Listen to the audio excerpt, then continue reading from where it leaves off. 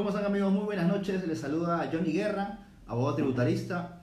Vamos a analizar en su programa Defensa Tributaria temas importantísimos para la tributación, como es el principio de no confiscatoriedad, como son los tips y recomendaciones en lo que corresponde a fehaciencia y causalidad del gasto, así como los tips y recomendaciones para una adecuada defensa en lo que es cobranza coactiva. Y para finalizar vamos a comentar lo que es la jurisprudencia en torno a la causalidad del gasto y algunos temas relevantes que están muy bien sustentados por el Poder Judicial y a su turno también el Tribunal Fiscal.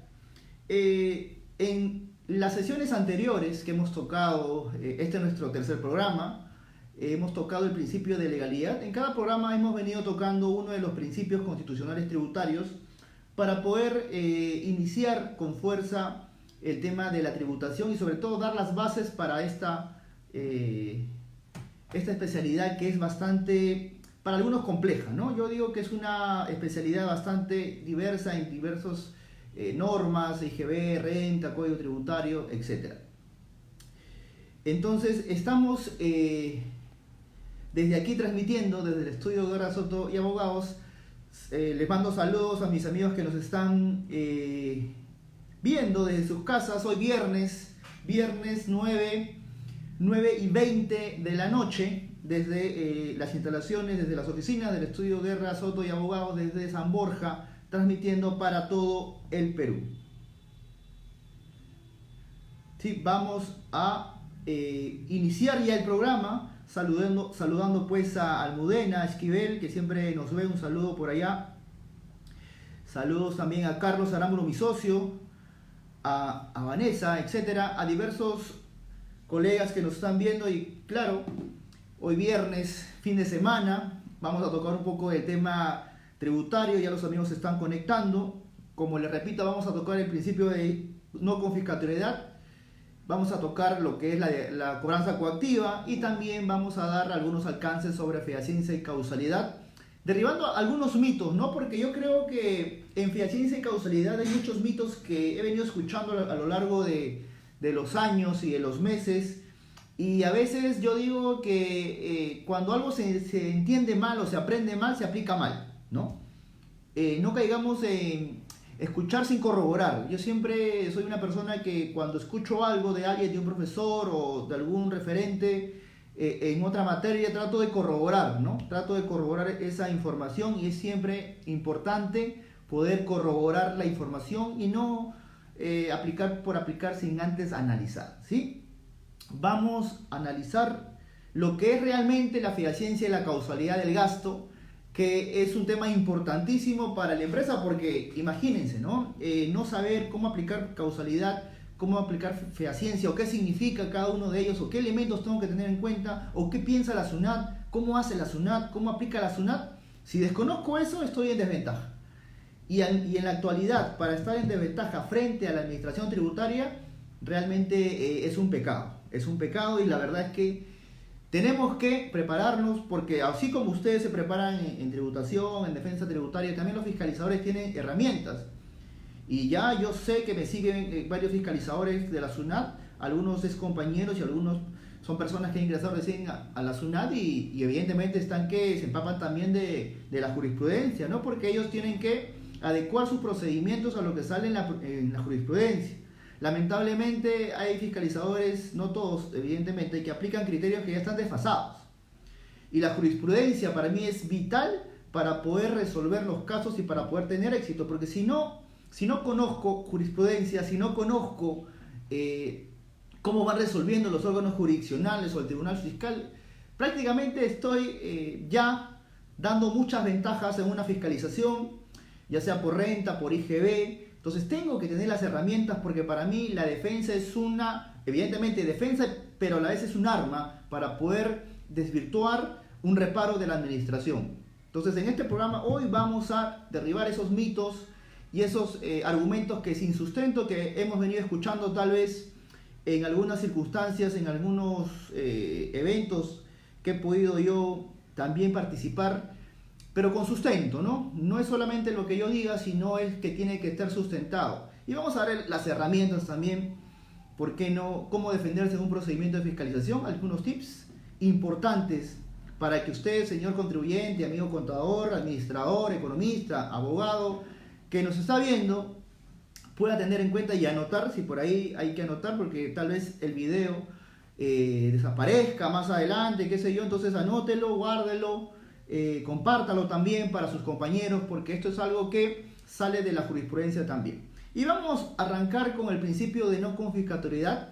Es el tercer principio ya que estamos tocando en este programa, porque iniciamos con el principio de legalidad, ¿no? Iniciamos con el principio de legalidad en materia tributaria, cuál es su real dimensión, lo analizamos, y si quieres saber cuál es, te invito a entrar a la página del estudio y vas a encontrar el video. En el segundo programa analizamos el principio de reserva de ley, en el cual analizamos cada uno de los elementos que tiene que tener tiene que tener en cuenta el Estado al momento de regular un tributo o sus elementos esenciales, ¿no? También lo hemos desarrollado.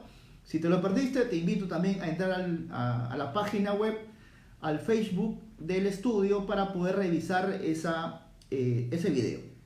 Lo otro toca ya analizar el principio constitucional de no confiscatoriedad, cuya base legal es el artículo 74 de la Constitución. Algunos dirán, profesor, pero ¿para qué es importante saber el principio de no confiscatoriedad? ¿Realmente es relevante en materia tributaria? A mí no me han enseñado eso tampoco, dirán algunos, ¿no? En la universidad me han tocado suavemente en algún curso, en una especialización, pero ¿para qué sirve el principio de no confiscatoriedad? Algunos tienen la idea que solamente sirve para tributos, es decir, yo veo un tributo que es inconstitucional porque vulnera el principio de no confiscatoriedad. Bueno, lo aplico. Solo en ese caso, como hasta ahora no salen nuevos impuestos tal vez, o un impuesto relevante, importante, no lo aplico y lo tengo olvidado. Pues no, se equivocan los que piensan así, porque el principio de no confiscatoriedad son parámetros para la legislación que esté vinculado siempre al tributo, no solo al tributo en sí, sino a sus elementos hasta incluso vinculado a la actuación de la SUNAT. Por ejemplo, te pongo un ejemplo antes de darte el concepto, ¿no? Te pongo un ejemplo. Si la SUNAT pretende embargar bienes y esos bienes es la única razón de subsistencia y con ese negocio produce para poder mantener a su familia y por lo menos pagar a sus trabajadores y por ahí pagarle a la SUNAT sabiendo que ha tenido deuda ya atrasada, impaga, ¿usted cree que la SUNAT debería embargar todo el inmueble y rematarlo? ¿Debería? La SUNAT, lamentablemente, en muchas circunstancias es un mecánico aplicador de la norma, ¿no? Ve la norma y lo aplica. El principio de razonabilidad a veces para la SUNAT está un poquito dejado de lado. Entonces es importante tener en cuenta que en ese caso la SUNAT puede hacer eso, sí, pero nosotros como contribuyentes, ¿qué podemos hacer? Como asesores tributarios, plantear ¿qué cosa? Una acción de defensa. ¿Puede ser qué? Una demanda de amparo contra esa actuación ilegal de la SUNAT, porque ya no solamente está cobrando la deuda, sino está yendo en contra de mi derecho de propiedad, de mi subsistencia. Y eso es confiscatorio, ¿no? Eso sería confiscatorio. Doctor, pero la SUNAT no le va a importar nada, ¿sí? En la realidad es así. Pero ¿qué podemos hacer nosotros? Defendernos. Una acción judicial, una demanda de amparo ante el juzgado constitucional, o si no hay juzgado constitucional en tu zona, un juzgado civil.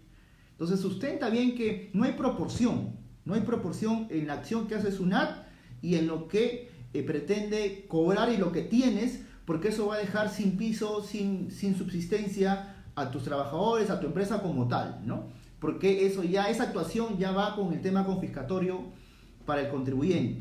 Entonces doy un ejemplo así en concreto para que se pueda entender que no solamente el principio de no confiscatoriedad va a estar dirigido al tributo como tal, sino a todos los elementos esenciales de incluso a la actuación que tiene la administración tributaria. Y así lo ha definido también el Tribunal Constitucional en diversas sentencias. Y por ejemplo, ¿no? En la sentencia 6089 del año 2006 señala pues que se transgrede el principio de no confiscatoriedad de los tributos cada vez que un tributo excede el límite que razonablemente se admite para no vulnerar el derecho a la propiedad. Número 1, principio de no confiscatoriedad está ligado al derecho de propiedad. ¿Qué más dice este Tribunal Constitucional? Dice el principio de no confiscatoriedad se encuentra directamente conectado al del derecho de igualdad en materia tributaria, ¿no? Lo que es lo mismo con el principio de capacidad contributiva, según el cual el reparto de los tributos, dice el tribunal, ha de realizarse de forma tal que se trate de igual a los iguales y desigual a los desiguales, porque por lo que las cargas tributarias han de recaer en principio donde exista riqueza que pueda ser gravada. ¿Qué pasa si mañana o más tarde sale un impuesto que te dice tú, por tener lunas polarizadas en tu carro vas a pagar un impuesto por ese hecho del 15% de tus ingresos? Y uno dirá, ¿acaso tener una luna polarizada en mi auto es indicador de revelador de riqueza? Claro que no. Entonces ese impuesto será inconstitucional porque vulnera el principio de no confiscatoriedad, ¿sí? Entonces esto es importante tener en cuenta, estimados amigos, porque en cualquier situación que nos encontremos, en cualquier circunstancia, vamos a poder afrontar y defendernos, ¿no? ¿Cuál es la vía idónea para poder defenderme si me siento atacado, que me están vulnerando mi principio constitucional de no confiscatoriedad? Una demanda de amparo, ¿no? ¿Por qué no una queja? Podría ser una queja, sí, una queja, pero lamentablemente pues el tribunal fiscal te diría infundado, ¿no? Porque ellos ya no tienen control difuso. Te va a decir, no puedo yo hacer un control difuso en aplicar este artículo, este reglamento para dar pase a un principio constitucional, porque el Tribunal Constitucional me quitó el año 2014 mediante una sentencia la potestad de ejercer control difuso. ¿Y qué es control difuso? Ante una situación donde hay controversia entre una norma o un reglamento de inferior jerarquía a la Constitución, la Constitución se abre paso y debe de prevalecer sobre esa norma inconstitucional. Entonces, si el Tribunal Fiscal tuviese la potestad de aplicar el control difuso, inaplicaría un reglamento, una ley, y daría paso a aplicar los principios constitucionales para respetarlos en favor del contribuyente. Pero lamentablemente eso no ocurre y todos nos dirigen ¿a dónde? Al Poder Judicial, a poder cuestionar mediante una demanda contenciosa administrativa, de ser el caso, o una demanda de amparo si voy a cuestionar solamente ese principio de no confiscatoriedad, ¿no? O que me están vulnerando ese principio de no confiscatoriedad. Entonces, estimados amigos, muy importante tener en cuenta este principio de no confiscatoriedad. Y bueno, vamos, antes de entrar al segundo tema, que es lo que es fehaciencia y causalidad, vamos a mandar unos saludos pues a Oscar de Trujillo, a Robert, a Lisbeth Vicky, a Luis Alberto Sánchez, que nos están viendo desde sus casas, centro de labores, o tal vez en el auto, en el micro, donde se encuentren. Un saludo de aquí. Cuenten conmigo como un amigo para poder absolverle todas las dudas que tengan respecto a esta materia, que para algunos últimamente está sufriendo algunos cambios normativos y también en esencia, y les voy a explicar por qué. Porque el Tribunal Constitucional y a la vez la Corte Suprema están sacando criterios que hace un par de años era impensado, ¿no? Entonces vamos a explicar al final de esta transmisión cuál es la nueva o cuál es la tendencia de la tributación en la jurisprudencia. ¿Prevalece la forma todavía sobre el fondo? ¿Forma y fondo están en las mismas condiciones? ¿O el fondo está dando paso y está relegando a la forma? Vamos a ver esto al final de la transmisión, ¿sí? Bien, ahora entremos al tema de fehaciencia y causalidad. Muchos se dicen, ¿no?, que fehaciencia es una cosa, causalidad es otra. Otros dicen que es lo mismo. Otros dicen que fehaciencia hay que probar con medios probatorios. Y otros dicen que causalidad es solamente argumentativo, ¿no? A mí me sorprende a veces cuando escucho eso. Yo digo, wow, acá hay cosas que no están claras. Y vamos hoy a derribar esos mitos que por ahí escuchamos para poder estar claros en el tema. Primero, empecemos, ¿no? Fehaciencia. A ver, cuando estaba yo en SUNAT, venían preguntas, ¿no? Como decían, a ver, señores, ¿qué es primero, causalidad o fehaciencia? ¿Qué es lo que ve primero un fiscalizador cuando llega a una empresa a fiscalizar impuesto a la renta? ¿Qué cosa ve primero? ¿Ve causalidad? ¿Ve fehaciencia? Evidentemente, primero va a entrar a ver la fehaciencia de la operación. La fehaciencia de la operación, si la operación existe, si se ha realizado. Y luego de pasar el filtro de la fehaciencia, va a haber la causalidad del gasto, ¿sí? Pero ojo, no entiendan que primero el fiscalizador puede haber causalidad. Lo podría hacer, pero no sería el camino regular, no sería una actuación regular del fiscalizador. Ustedes saben que el fiscalizador tiene discrecionalidad para fiscalizar, ¿no? Entonces él puede decir, ¿sabes qué? Yo no quiero ver fehaciencia, me voy a causalidad. Es su libre decisión respecto al marco legal que lo ampara, pero difícilmente que un fiscalizador haga eso, ¿no? Porque primero va el tema de la fehaciencia, ¿verdad? Entonces, importante, primero es la fehaciencia y luego es la causalidad. Piso 1 es fehaciencia, piso 2 causalidad. Ahí estamos claros. Punto 2, ¿qué es fehaciencia? ¿Qué se entiende por fehaciencia? Primero, que la fehaciencia no está regulado en la ley del impuesto a la renta. No dice nada sobre fehaciencia. Punto 2, que por fehaciencia yo puedo entender como algo que es fidedigno, que es digno de fe, ¿no? Te doy fe que esa operación existe. Entonces yo tengo que revelar como contribuyente los elementos que he tenido en cuenta para poder realizar la operación y tengo que entregárselos a ¿quién? A SUNAT, ¿sí? Entonces la fehaciencia, el diccionario, la RAE, el diccionario de la Real Academia de la Lengua Española señala que es fidedigno, ¿no? Fehaciencia es fidedigno, digno de fe. Empecemos ahora por analizar cuáles son los elementos que uno tiene que tener en cuenta al momento de que llega el fiscalizador, llega la SUNAT y te dice, ¿saben qué? Te voy a fiscalizar impuesto a la renta, dame tu documentación que sustenta estos gastos. Y te saca una lista de operaciones y de gastos. Entonces, ¿tú qué tienes que tener en cuenta? Toma nota, ¿no? Primero, que para realizar una operación no cae del cielo, ¿verdad? Siempre hay actos previos. Punto número 1, ¿no? Primero hay una negociación, porque tú no le compras a cualquiera, ¿verdad? Tú no le compras al de la esquina que pasó, te voy a comprar a ti. No me importa el precio, te lo compro. Eso no suele pasar, normalmente. Pero entonces tenemos que tener en cuenta que punto número 1 es la negociación. ¿A quién le mandaste solicitud de cotización? ¿Quién te respondió? ¿Quién te dio proformas? Punto número 1, acuérdate, la negociación. Ahí están las cotizaciones, los correitos, los WhatsApp. Esos son medios probatorios, ¿sí? Que acreditan ¿qué cosa? La negociación para la adquisición del servicio, para la adquisición del bien, ¿sí? Punto número 2, anótalo, el tema del contrato. Yo siempre sugiero que las operaciones de compra-venta que tú puedas hacer con tu proveedor hay un contrato. No, doctor, pero mis compras son de 20 soles, de 100 soles.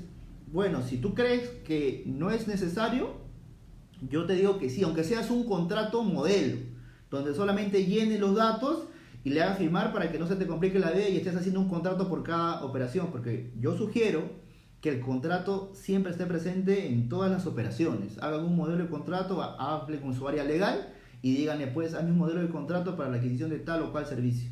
Cuando, obviamente, la SUNAT cuando entra a fiscalizar operaciones medianas a grandes, ¿no? No va a fiscalizar una operación de 30 soles, de 50 soles, de 100 soles.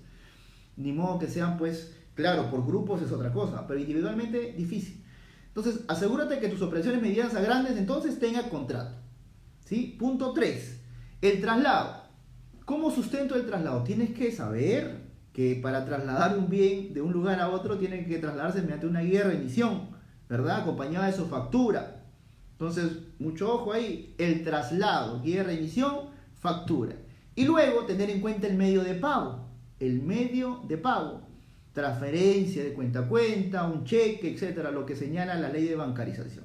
Y por último viene la conformidad, ¿no? Elementos que te dan la conformidad, porque si tú recibes un servicio o adquieres un bien de un valor mediano, ¿no? Tienes que dar la conformidad que llegó bien, ¿cierto? Que el bien llegó como lo pediste, conforme a las especificaciones técnicas que solicitaste en tu compra, tiene que estar correcto. Entonces tú le mandas un correíto al proveedor y le dices, conforme, quedaré a la espera del funcionamiento de este bien, si es una máquina, por ejemplo, a ver si cubre dentro del tiempo de garantía, hay una imperfección, algo que hacer. Entonces tú tienes que darle una manifestación de ¿qué? De conformidad de esa operación. Tú como contribuyente que vas a adquirir un servicio o vas a adquirir un activo, un bien, ¿correcto? Entonces esos son elementos importantes que uno tiene que tener en cuenta como contribuyente. Sí, a ti amigo contador te hablo, administrador, abogado, que sugieras tú que hagan en tu empresa. A veces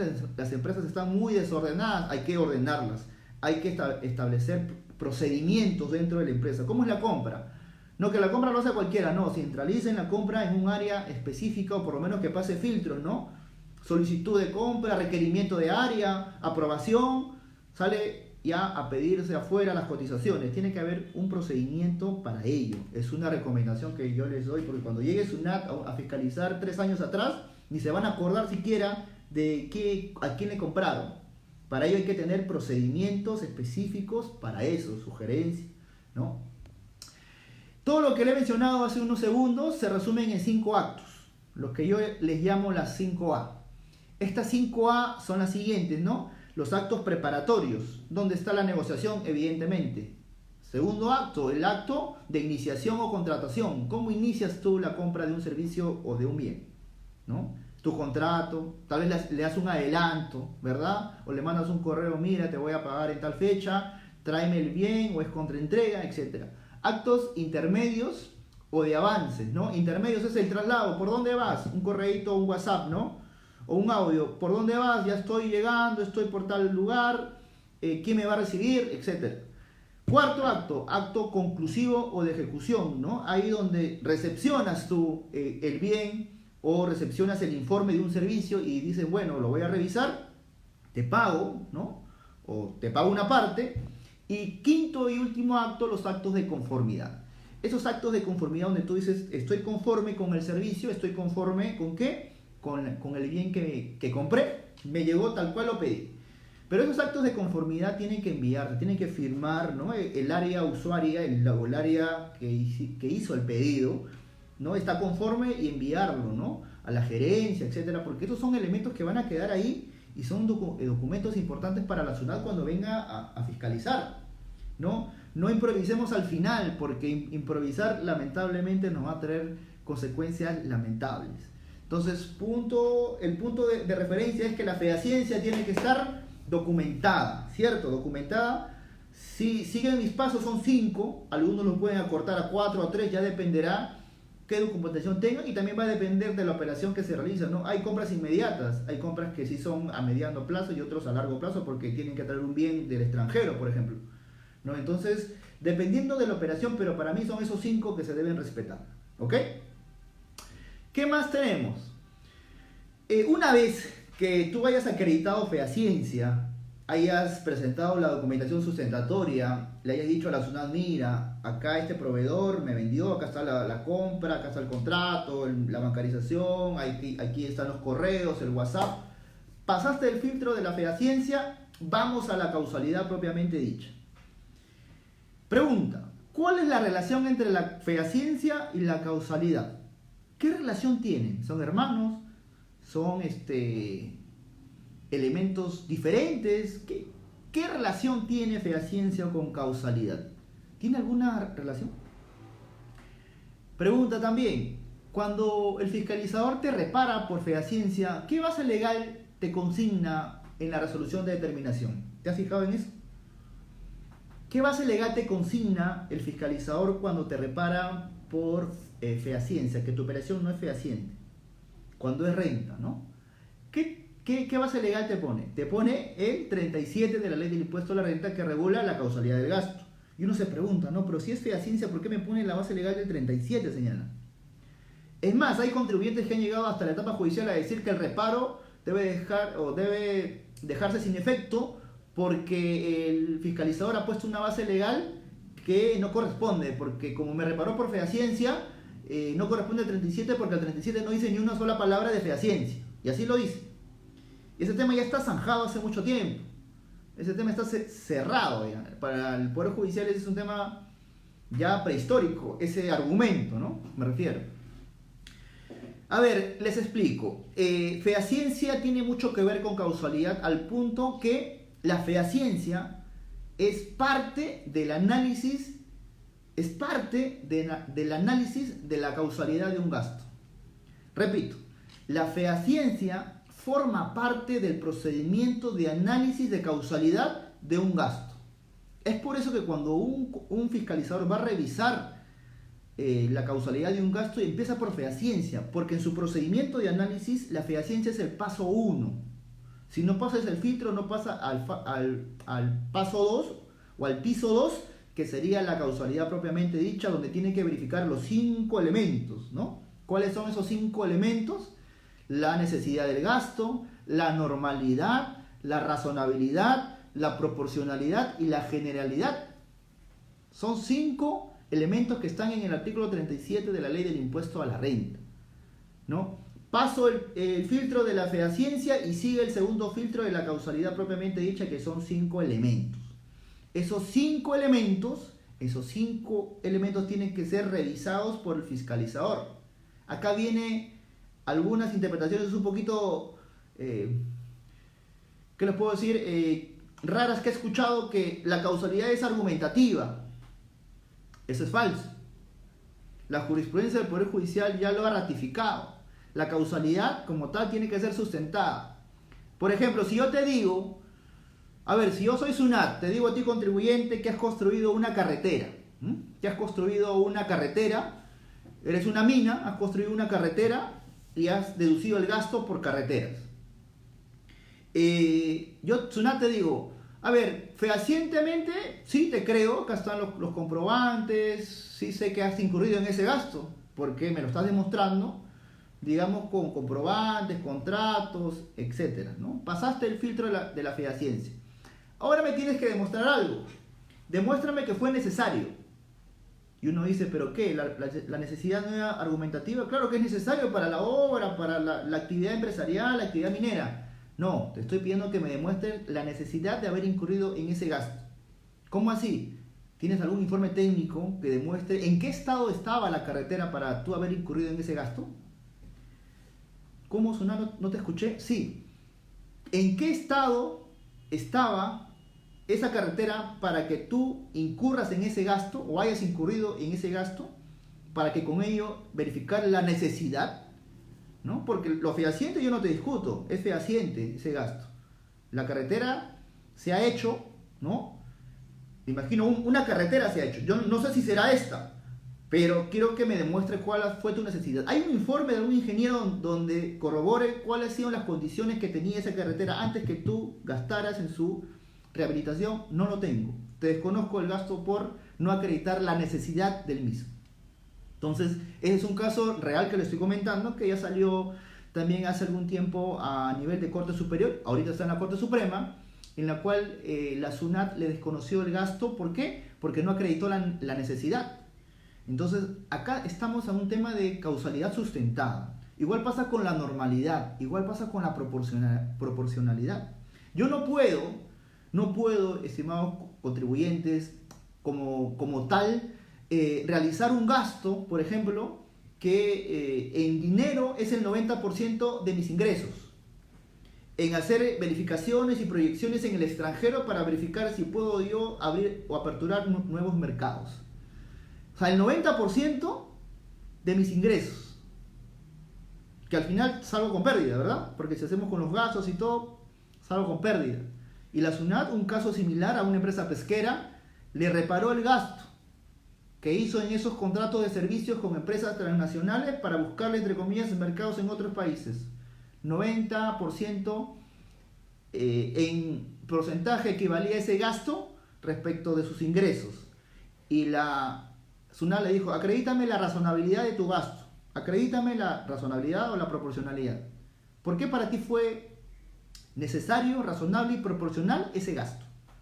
El contribuyente dijo, no, bueno, es que necesita buscar más mercados. No hay sustento. No hay un informe donde digan que empresas similares hacen lo mismo. No hay documentación donde digan pues que esa empresa le cobra así a todas las demás, ¿no? Del medio, para que digan, no, ese es el precio de mercado. No demostró. Y en un procedimiento de fiscalización, quien tiene la carga de la prueba es el contribuyente. ¿Quieres saber más sobre eso? El próximo programa vamos a hablar sobre la actividad probatoria en una fiscalización o en materia tributaria. ¿Quién tiene la carga de la prueba? El contribuyente. ¿Y la SUNAT qué tiene? Esa pregunta lo respondemos en el próximo programa. Entonces, mucho cuidado con decir que la causalidad es argumentativa, porque eso no es así. Hay jurisprudencia abundante, ¿no? Como la sentencia del expediente 4031-2014 que salió el año 2016, que nos habla, ¿no? Dice, no cumplió con acreditar, dice la Corte Superior documentariamente, la relación de causalidad entre el gasto incurrido por bonificación en especie y la generación de renta agravada, pues no adjuntó el convenio, acuerdo, informes u otros documentos que permitan acreditar o verificar la necesidad, normalidad y razonabilidad del gasto, ¿no?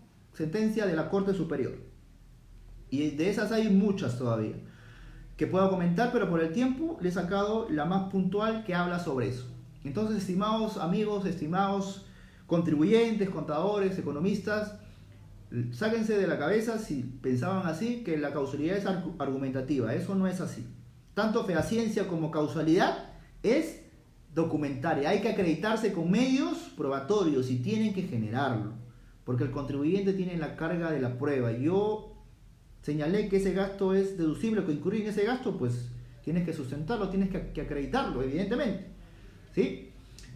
Bien, pasemos a otra jurisprudencia importante, ¿no? Pero ojo, acá ya está quedando claro, ¿verdad? Fehaciencia y causalidad. Fehaciencia es el primer paso, segundo paso es la causalidad. Ambos tienen que ser sustentados con documentos. Hay pasos para la fehaciencia, hay requisitos para la causalidad de un gasto. Y ahora vamos a entrar a temas de jurisprudencia que tienen que ver con la causalidad, que te va a ayudar mucho en acreditar o verificar o analizar si un gasto es causal o no. Acá mucha atención, que para mí es la parte más relevante que le interesan a muchos contadores y empresarios en el aspecto de la deducción de un gasto.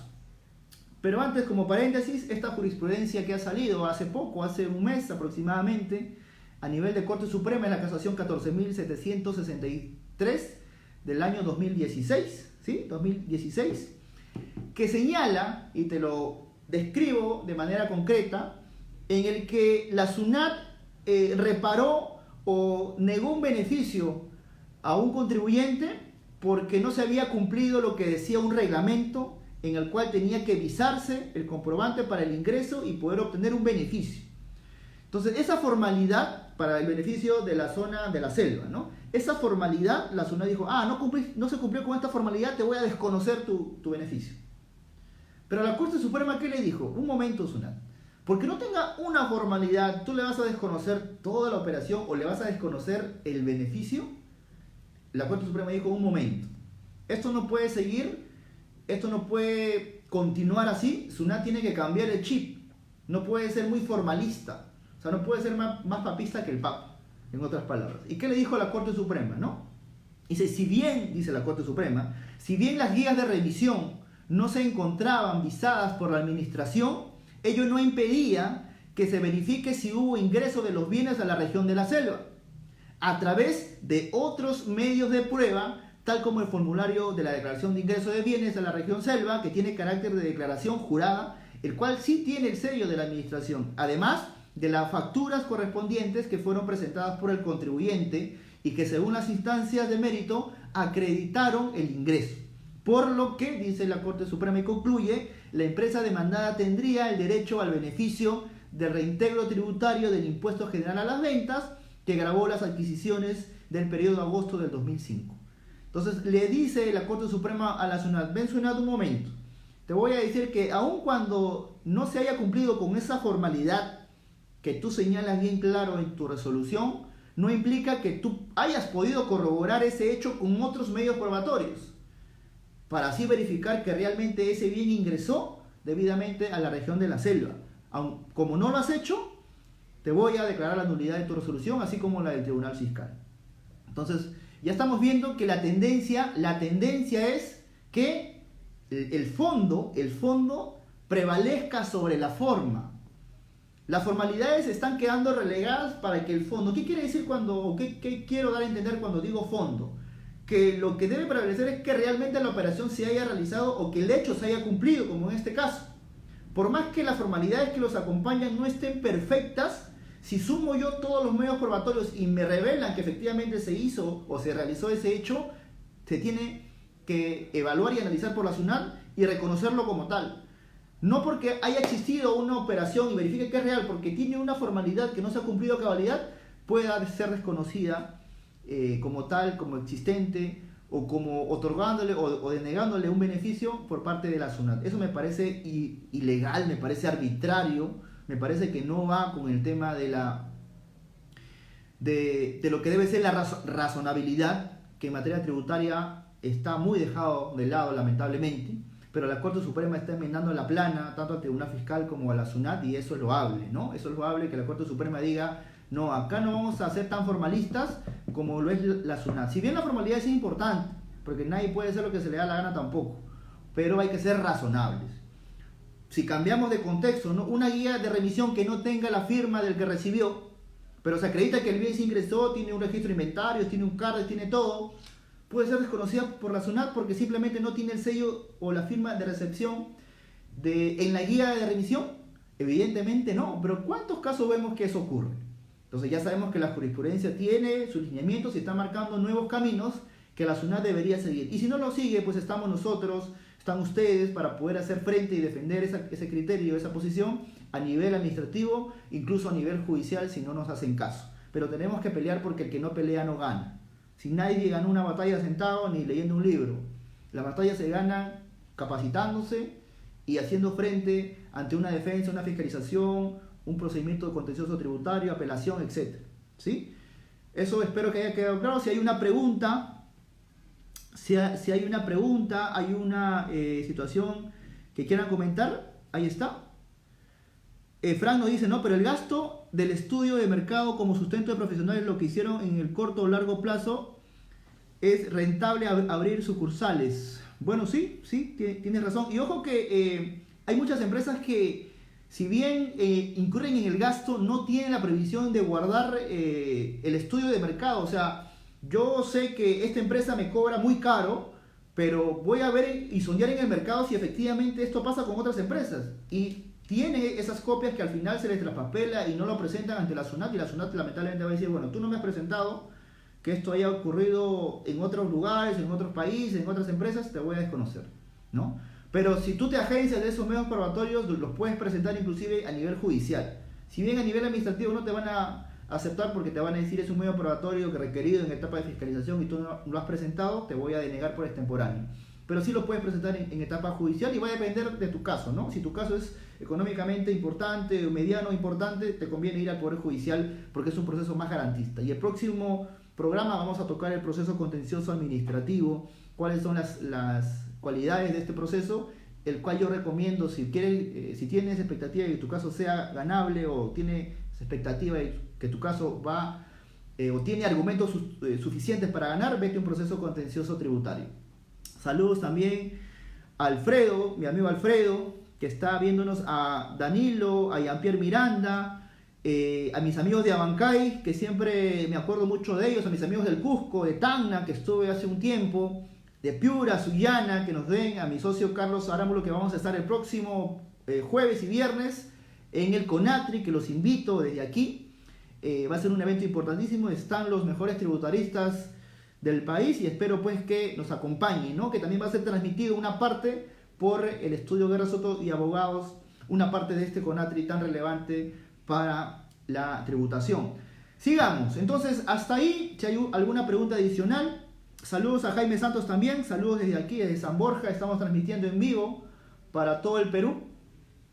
Y voy a comentar una sentencia importante que está vinculada a una resolución del Tribunal Fiscal que he compartido hace unos días, si no ha sido ayer, sobre las pérdidas extraordinarias por hurto o por robo, ¿no? En donde un contribuyente se le pierde, por ejemplo, Bacus, que es una empresa que vende gaseosa, cerveza, tiene sus 5 vehículos, van con las cajas de cerveza, las cajas de gaseosa, pasan por un distrito un poco oscuro, entran con 50 toneladas de cerveza, pasa ese distrito y llega pues con 2 cajas, ¿no? ¿Y qué pasó? Entraron esos delincuentes, se llevaron las cajas de cerveza y desaparecieron. Y el chofer llegó con el carro vacío prácticamente. ¿Qué hace el administrador? Vamos a hacer una denuncia a la comisaría y vamos a dejar constancia de este hecho, ¿no? Y el contador dice, sí, pero ¿qué hago aquí? ¿Lo deduzco como gasto o lo tengo ahí hasta que el Poder Judicial, la Fiscalía se manifieste? Como uno saca su cuenta, suma y resta, el gerente dice, no, mira, ya me han robado en el mes 3 veces o me han hurtado 3 veces, en el año ya son como 30 veces, no, yo ese dinero no lo voy a dejar así nomás, dedúcelo como gasto. Y el contador dice, pero no, ¿qué pasa? ¿Dónde está la resolución del Ministerio Público de archivo, la sentencia de donde está el culpable? No hay nada. Solamente hay denuncias ante la comisaría del sector. ¿Eso es suficiente para poder deducir estos gastos por pérdida, por hurto o robo? Claro que no. ¿Y cuál es la base legal? El literal D del artículo 37 de la Ley de Impuesto a la Renta, que señala claramente cuáles son cuáles son, ¿qué cosa? Los requisitos para deducir ese tipo de gastos por pérdidas, por hurto o por robo. Dos elementos, ¿no? Que pueden ser uno u otro. Primero, que se haya probado judicialmente el hecho delictivo, es decir, que la investigación a nivel fiscal haya llegado hasta el Poder Judicial con la denuncia del fiscal y el Poder Judicial haya sentenciado al delincuente. O que se acredite que es inútil ejercer la acción judicial. ¿Y quién es el que acredita o mediante qué documento se acredita que es inútil? ¿Mi opinión como contribuyente? ¿Contrato un perito? No. El fiscal que dice no he podido identificar al autor. Tú has traído acá un hecho que presuntamente es un delito, pero no podemos identificar el autor. No hay cámaras, nadie conoce quién ha sido ni cuántos han sido. Por lo tanto, una resolución donde señala pues que no es posible identificar al autor y no es posible iniciar la acción penal. ¿Sí? Con esos documentos tú recién puedes deducir esos gastos por pérdidas, por hurto o por robo. Pero profesor, eso demora de 5 años, 6 años tal vez, o en el mejor de los casos 3 años. Sí, pero lamentablemente la norma está hecha de esa manera y el Poder Judicial y el Ministerio Público demora más de lo debido, ¿no? Eso no es un secreto, eso es algo que debería mejorar, pero pasa en lo penal, imagínense, pasa en todas las instancias, en todas las materias. Lamentablemente la norma está así. ¿Yo qué haría? Si fuese un congresista tal vez, proponer un proyecto de ley para modificar esto, ¿no? Para modificar. Porque si sé que dura, o sea, si sé que un proceso judicial dura, una investigación fiscal dura, entonces provisiono, ¿no? Que se considere como provisión mientras que se acredite, pero bueno, se ratifica posteriormente. Pero no que esperar a que llegue un documento fiscal, judicial, que demora años para poder deducirlo como gasto. Para mí eso, entre comillas, ya se echa a dormir ese gasto hasta que aparezca, pero algunos lo hacen, no lo hacen deducible con la denuncia, esperar que llegue la fiscalización, si no llega bien y si llega pues lamentablemente a rectificar, ¿sí? A ver, sigamos. Acá hay una resolución de la Corte Suprema, es una sentencia muy importante porque a ti contribuyente, a ti contador te va a hacer reflexionar en tu casa y si lamentablemente has deducido un gasto que tiene que ver con un tema que voy a comentar en este momento, y si no te dejo dormir, no me eches la culpa, ¿no?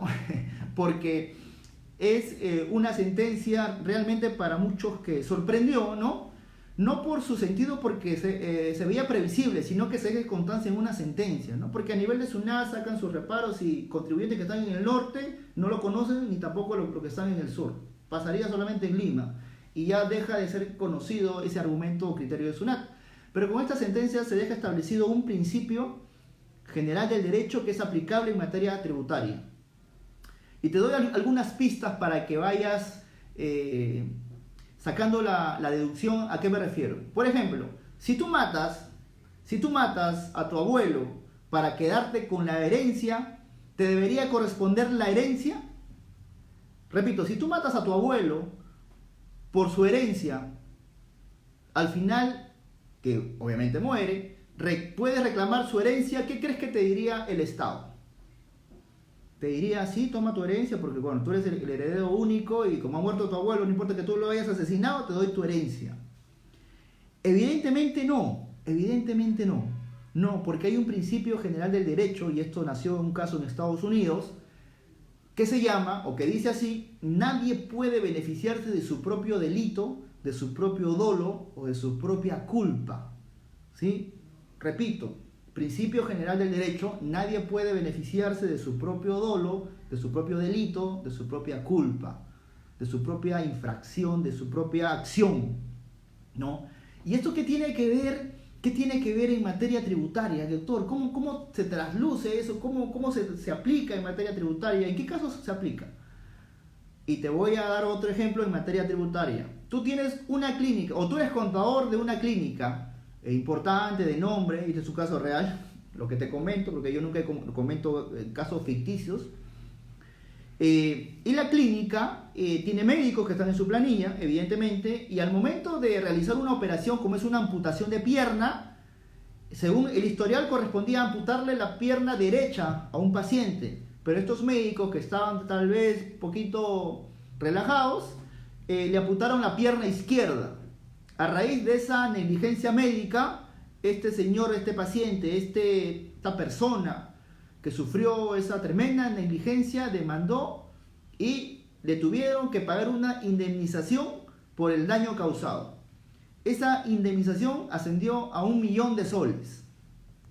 Llega el gerente de la clínica y ve, ¿no?, el voucher de pago de transferencia y le dice, bueno, acá hay 1.000.000 de soles que se ha pagado este paciente por indemnización.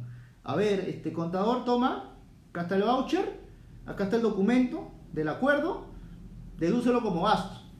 Te hago la pregunta, ¿tú qué harías como contador o qué sugerirías como asesor? Dedúcelo, claro, si es propio del giro del negocio, los accidentes van y vienen, las negligencias también, somos una clínica, nos podemos equivocar. ¿Eso dirías? La pregunta es, bien, eso sería tu argumento, pero ¿tú crees que ante SUNAT o peor, ante el Poder Judicial podrías hacer prevalecer tu gasto como deducible? Te digo que de manera general no, porque ya hay una casación de la Corte Suprema. Si bien no es precedente vinculante, marca la idea del principio que les he comentado hace unos segundos. ¿Y qué dice la Corte Suprema?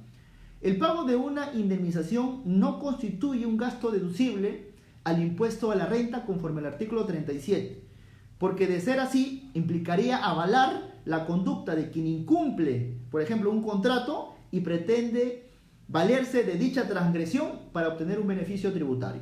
Eso lo ha dicho la Casación Tributaria 8407 del año 2013, cuya sentencia fue emitida el año 2015. ¿Sí? Entonces, eso, estimados amigos, es relevante para cuando ustedes estén en su contabilidad, sentados con su jefe, ustedes siendo jefes o gerentes, etcétera, llega un gasto, ¿no?, de una penalidad por incumplimiento de contrato, una indemnización por un incumplimiento de contrato, una transacción extrajudicial. ¿Deducirían ese monto como gasto? ¿Lo harían? ¿Qué piensan ustedes? ¿Ya lo han hecho?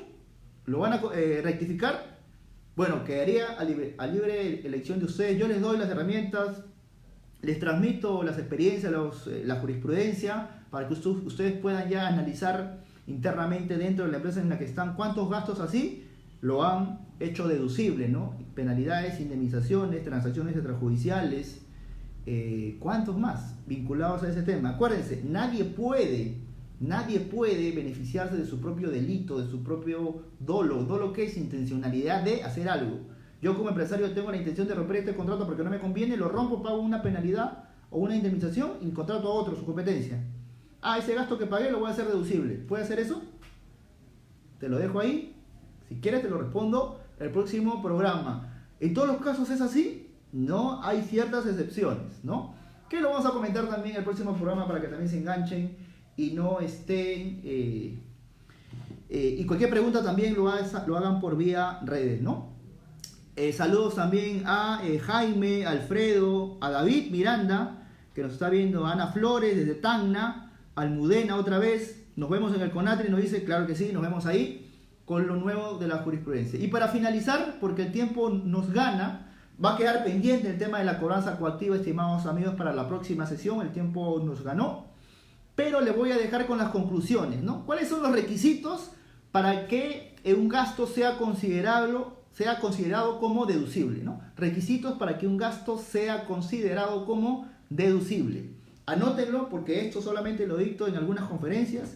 Pronto se viene un curso de especialización en impuesto a la renta virtual, netamente virtual, ¿no? Se viene un curso de especialización en impuesto a la renta virtual, con toda la jurisprudencia, todo el material. Va a durar aproximadamente 5 o 6 horas el curso, grabado por sesiones. Ya terminamos de grabar hace unos días el curso de especialización en defensa tributaria. Se va a lanzar ya de manera virtual y a los participantes que se han inscrito se les van a entregar también el material que estaba faltando, ¿sí? Anoten, ¿no? Para que un gasto sea deducible para efectos del impuesto a la renta según la jurisprudencia actual, primero, uno, que no sea un gasto prohibido por ley, evidentemente. Segundo, que el gasto sea necesario, sea normal, sea razonable, sea causal. En otras palabras, que cumpla con los 5 requisitos que señala el 37 de la ley del impuesto a la renta. Punto número 3, evidentemente que se acredite la fehaciencia del gasto y que sustente el contribuyente de manera documentaria la relación de causalidad. Y por último, como para cerrar con broche de oro, como se diría, que el gasto ocasionado no sea producto de conductas culposas o dolosas en el devenir de la actividad de la empresa, como el pago de una indemnización a causa del propio contribuyente, ¿sí? Bueno, estimados amigos, quedó pendiente lo que es la cobranza coactiva, lo que es la queja, cómo frenar una cobranza, cómo suspender una cobranza. ¿Quieren saber más de eso o quieren saber cómo se hace ello? Los espero el próximo viernes a las 9 de la noche por esta misma página, que es la página del Estudio Guerra Soto y Abogados. Cualquier pregunta, cualquier consulta, ahí está en la página nuestros datos, teléfonos, correos.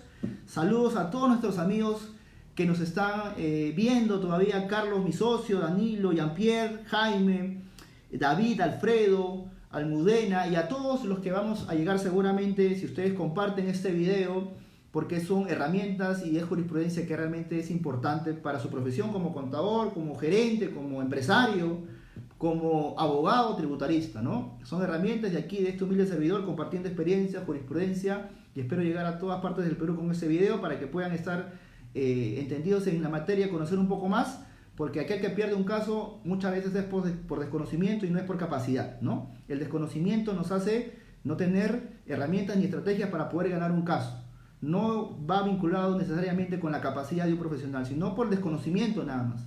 Capacítense, los invito al CONATRI, que es la próxima semana, y desde ahí vamos a transmitir lo que es este programa, que vamos a cerrar el CONATRI a las 9 de la noche mediante una transmisión en vivo, ¿sí? Y ya se viene la revista Defensa Tributaria, una revista con los artículos inéditos de materia tributaria, laboral, contable, con los mejores profesionales, ¿sí? Artículos de análisis, artículos que van más allá de comentar una norma, sino se va a analizar paso por paso. Si una norma vulnera, lo vamos a decir en esa revista Defensa Tributaria, que estamos trabajando con todo el equipo, ¿no? Saludos también a Lucio, a Marketing Facilito, que nos apoya, a todo el equipo, a Carla, a Ricardo, a Carlos, que están detrás de todo esto para poder llegar a ustedes y darles la mejor información. Conmigo ha sido todo por hoy.